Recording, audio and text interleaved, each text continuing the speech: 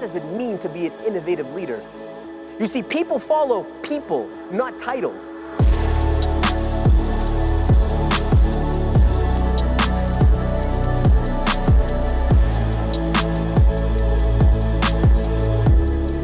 All right, we just touched down in Denver. I'm doing a keynote at the American Association of Community Colleges, and this is actually the one with Trevor Noah and Cheryl Lee Ralph, who's on Abbott Elementary. She's an Oscar winner. So I'm on this headline. So I'm excited to be talking to a whole bunch of folks about innovation disruption. What's happening here is that I travel heavy.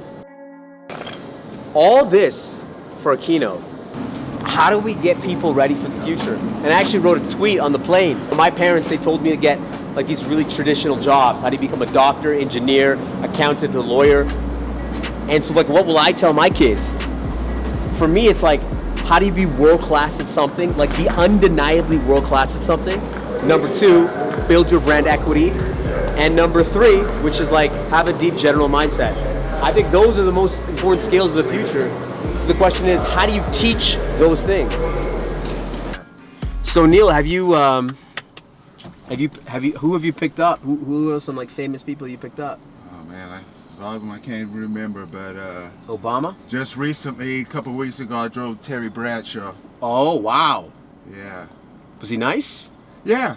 See, I've driven Seinfeld. I've driven, Woo! And now you're picking up Shawn Kanungo, so it's just it's ebbs and flows. You know what I mean? It's up and it's down. So. All right, I don't know how to describe this. I usually before I go to a ballroom, I check out the venue. I get a feel for what the screen looks like.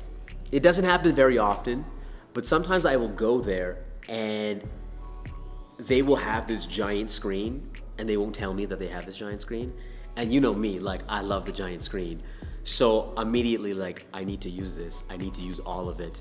And I go to the back and I meet the guys and I'm like, guys, can I use this? They're like, no. They're like totally adamant that they don't want to do it. And the guy, I'm like walking away. I'm like so disappointed. The guy calls me back. He's like, well, there is one way of doing it. And so this thing is due right now. And I'm trying to like redo like 50 slides so that they're like fucking full out, horizontal, and they look unbelievable. And that's because I'm a psychopath. I want to be the best in the world in this thing, and I want this to look unbelievable for everybody. Even if it takes me the entire day to finish this, I will do it, even though it's due right now. But I'm gonna see if I can get some grace from them. So come follow me and let's see. I'm not even done. It's supposed to be due right now, but I'm gonna see if I can sweet charm them and say, hey, can you give me a little bit more time? So. Let's see. It's pretty cool. With Trevor Noah, Cheryl Lee Ralph, and this guy. I like it. Let's go. So this is good news. It looks like it's gonna work. Of course it's gonna work. But now I just need to like create 30 different motion graphics within like 30 minutes here to make it happen. So I've prepared my entire life for this, okay? I've been building PowerPoint decks since I was a little kid, okay? This is, if there's any superhero skill in the world, it is this. I was made for this, to do this right now. Otherwise, those four guys are gonna be really pissed. So I'm gonna be heads down working, and so.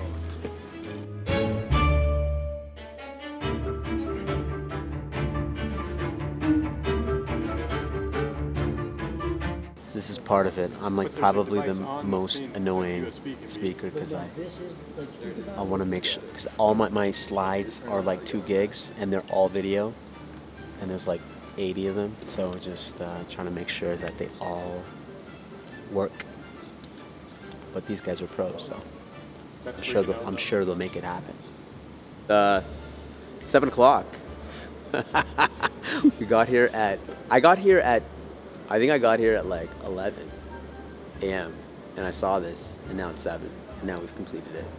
So that's how psychotic we are in making sure that this is amazing.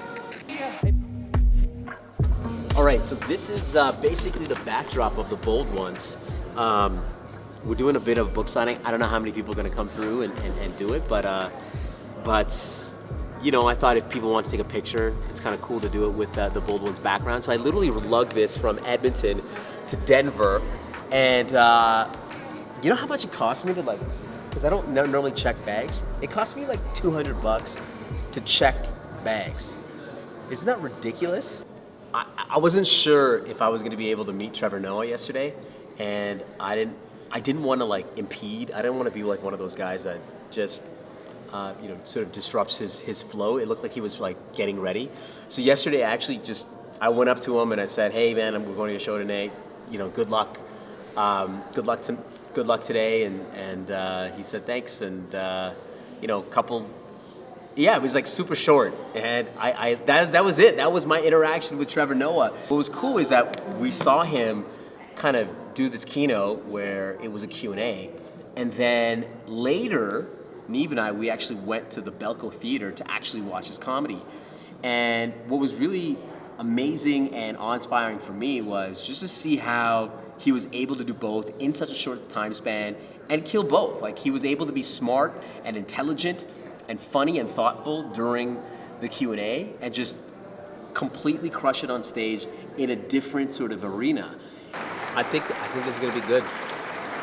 I hope the audience is good, to be honest with you, because I'm gonna try to make it funny, and if they don't laugh, then it's gonna be a long 30 minutes. But I think it's gonna be great. We're gonna talk about innovation.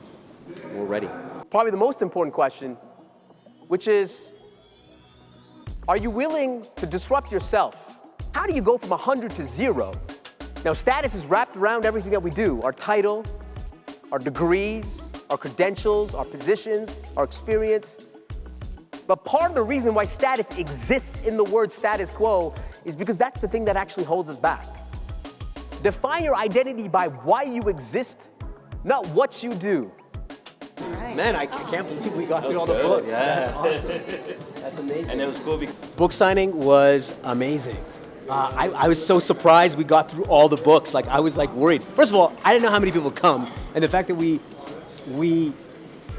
got rid of all the books is amazing. Everybody was like really appreciative, and it was such a cool experience.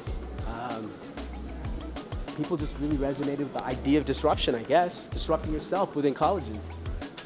Woo! We did it. I've never done a TikTok live in my life, and I'm actually kind of nervous. This is gonna be interesting. Okay, hold on. Add a topic. Mentioned you. You know, people do that. Like, Yeah. mentioned you. Is that how it goes? I think so.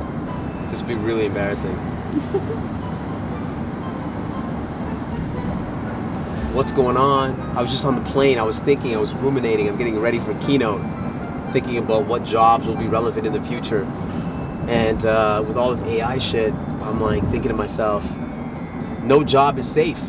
Actually, I think the safest job in the world is owning a gym or being a barber. I think those are the safest jobs in the world.